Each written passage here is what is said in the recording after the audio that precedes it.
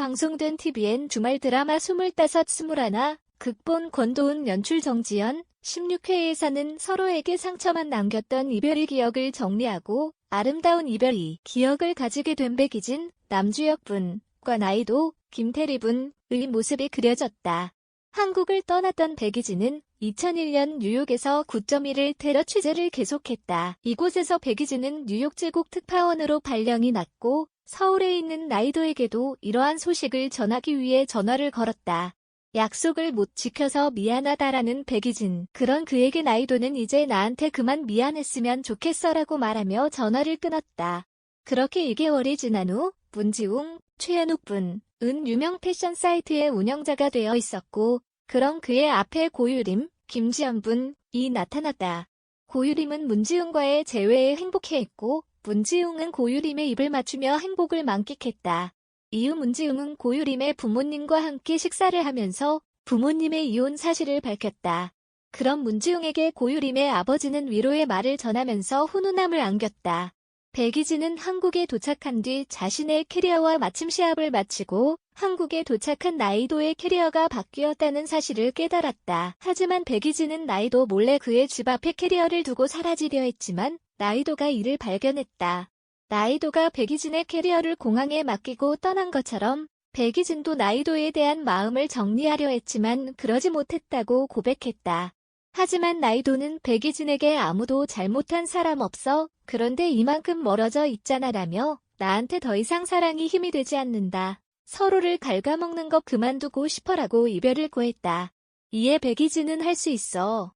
헤어지는 거라고 말했고 나이도는 이미 하고 있었어라고 얘기하며 백이진과의 마음을 정리했다. 나이도는 한국에 돌아와 고유림, 지승환, 이주명 분과 술자리를 가지면서 백이진과의 이별 소식을 전했다.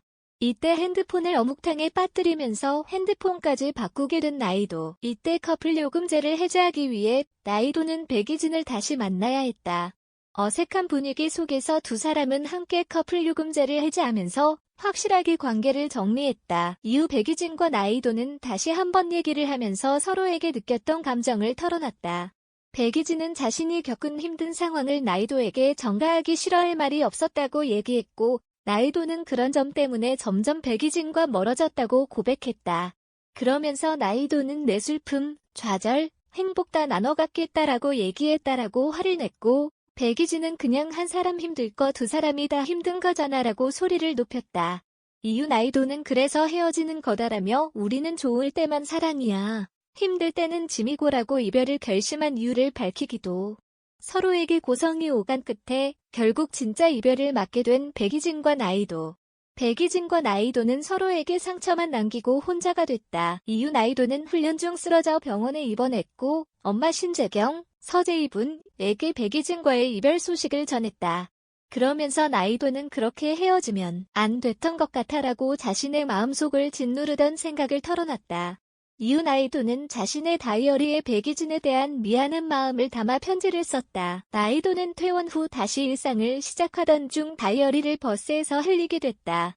이 다이어리에는 백이진이 과거 나이도에게 준 주민등록증이 붙어 있었고 다이어리는 주인인 나이도가 아닌 백이진에게 전달됐다. 다이어리 속에는 백이진 없이 힘겹게 버텨야 했던 나이도의 속마음들이 담겨 있었고 이를 읽던 백이진은 홀로 쓸쓸히 눈물을 훔쳐야 했다.